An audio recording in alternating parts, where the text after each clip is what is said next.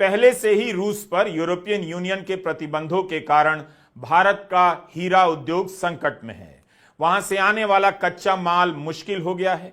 क्या आप जानते हैं कि इस समय सूरत में 20 से 25 लाख गुजरात में डायमंड वर्कर बेरोजगार हैं। कोई रिपोर्ट आप देख रहे हैं गोदी चैनलों पर सूरत से, वहां पर हीरा मजदूर किन हालात में जी रहे हैं। खबरों को गायब कर दिया जाता है, लेकिन जनता तो गायब नहीं हो सकती, वो अपनी जगह पर भुगत रही होती है। 4 अप्रैल के हिंदू बिजनेस लाइन ने लिखा है कि जेम्स एंड ज्वेलरी पर 27% का टैरिफ बहुत ज्यादा प्रभाव डालेगा। इसका निर्यात पहले से ही 23% घट गया है। घरेलू बाजार में भी इसकी मांग नहीं। भारत से $11 बिलियन का निर्यात होता है। जेम्स एंड ज्वेलरी के मामले में ट्रंप ने टर्की और संयुक्त अरब अमीरात पर 10% टैरिफ लगाया है और भारत पर 30%। अगर जल्दी ही भारत सरकार ने इसे नहीं निपटाया तो यह सेक्टर भयंकर रूप से प्रभावित होने वाला है। सूरत जाइए, आए दिन मजदूरों के प्रदर्शन हो रहे होते हैं। उनका वेतन समय पर नहीं मिल रहा है। जो काम कर रहे हैं उनका वेतन नहीं बढ़ रहा है। 30 मार्च से डायमंड वर्करों का प्रदर्शन जारी है।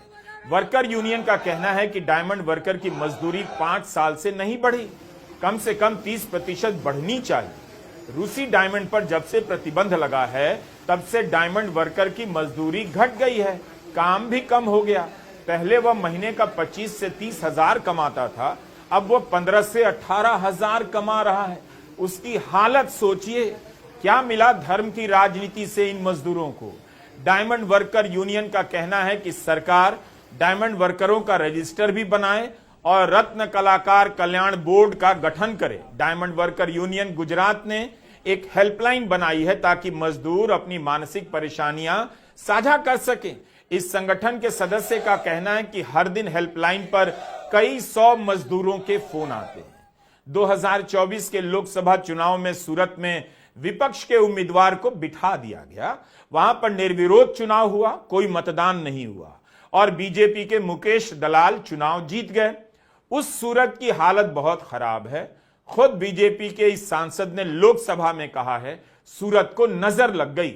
28 मार्च के दिन शून्यकाल के दौरान मुकेश दलाल ने जो कहा उस पर मीडिया रिपोर्ट क्यों नहीं कर रहा है। हीरे का वैश्विक बाजार 2023 में कुल 94 अरब डॉलर था। 2032 तक जो 132 अरब तक पहुंचने की संभावना है। 2022 में विश्व में 121 मिलियन कैरेट हीरे का उत्पादन हुआ था। पर सर, जैसे कि लगता है डायमंड सिटी और डायमंड इंडस्ट्री सूरत की जो है, आज इसको किसी की नजर लग गई है। Diamond industry of Surat city is passing through whatever fate in its life and इनकी जो चेन है वो सब टूट गई है। The industry is basically B2C market and more vulnerable to inflationary pressures.